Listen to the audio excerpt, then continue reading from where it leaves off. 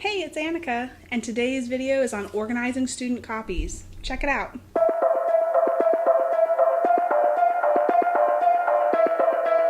So I went to the dollar store this week. I found several things that gave me the idea of how to organize student copies.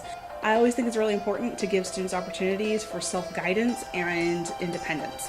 So one of the things we can do with that when we're doing small groups and letting them work together is organizing copies so that they can get started on their own.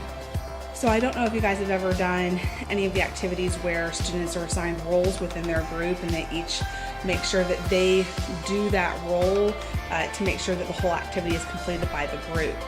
So for instance, you might have somebody who writes the answers, you might have somebody who's the timer, the person who asks the questions or leads the conversation. If you've never done that or haven't seen it before, I'll leave a link below of some resources that you can check out. So with that in mind, you might want to have something like this. It's a really great file folder that I found at the dollar store.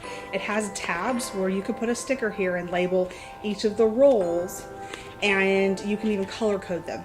You know I love color coding, and that would be a great thing to do with this.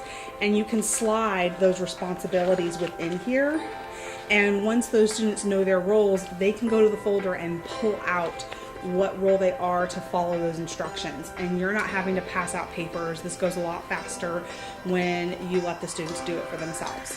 In addition, you might have some documents that you want those students to use, and you might even have them leveled so that they're working with things that are on their reading level or their instructional level, and so you might want to color code for that reason.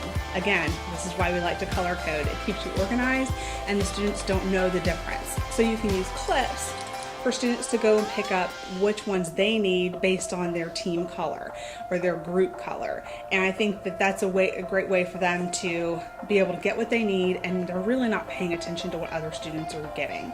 Another clip that I found is actually a magnetic one. So if you really like to have your papers kind of in one place and not having them set on a shelf is a good idea for you, then you might want to use these to put on the whiteboard where the students can go up and grab what they need.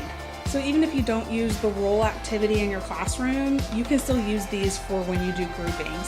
When you do groupings and you're basing it on instructional levels, you might want to assign a color to it. Those students know what their color is, and when you tell them, I need you to go get your stuff from the red tab. I need you to go get your stuff from the red clip. Those things will help students be able to gain independence, and they go get their own information and materials. It's a time saver for you when they go get their own. I'd like to also point out right here to remember that you shouldn't leave students at the same color. Even if they're staying in the instructional level, mix those colors up so students really never have a good idea of why students are in different colors.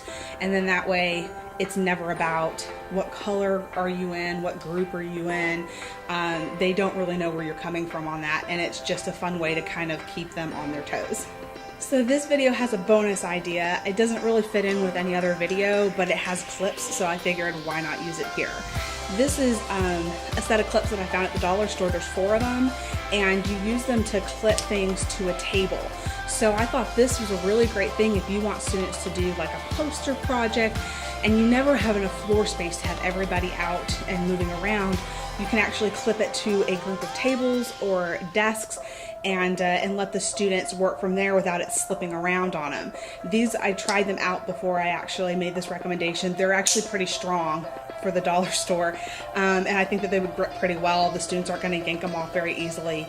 So just an extra idea for you guys to check out if you find yourself at the dollar store. So if you came up with some other ideas on how you can use this for your unique classroom or ways that you organize and this might be of benefit for you, please make sure that you share it in the comments below. And of course, thanks again for watching the video. If you enjoy these videos, make sure that you hit the like button, that you subscribe, and we will see you guys next week.